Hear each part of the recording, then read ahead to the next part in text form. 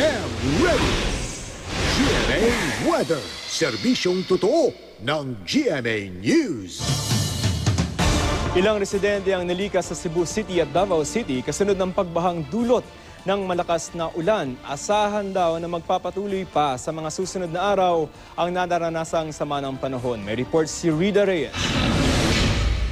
Matinding perwisyo para sa mga commuter sa Cebu City ang malakas na ulan.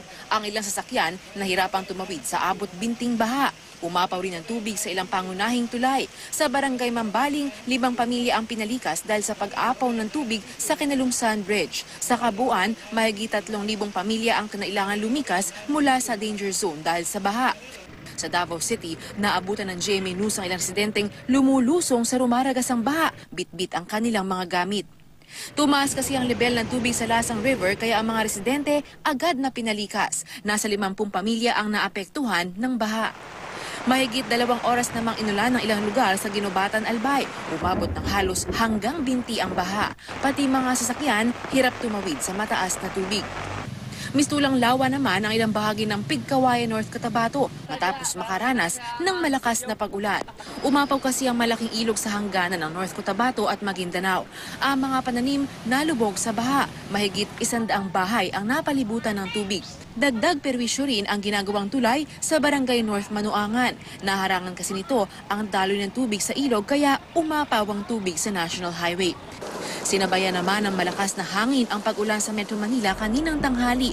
Ayon sa MMDA, hindi pa tapos ang ilan sa 74 na flood control project sa Metro Manila kaya hindi pa maiwasan ang pagbaha. Malaking tulong daw ang paglalagay ng pumping station sa ilang lugar para mapabilis ang pagbaba ng tubig. Lahat ito ongoing pa. Ang isa sa major projects ay yung Blooming Treat Interceptor na ang alam ko ay next year pa matatapos.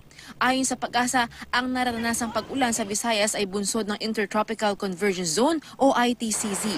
Thunderstorms naman ang nagpapaulan sa Mindanao. Sa susunod na 3 araw ay maaaring manatili yung hangin natin na nanggagaling sa silangan na pwedeng maging kaakibat nitong Intertropical Convergence Zone.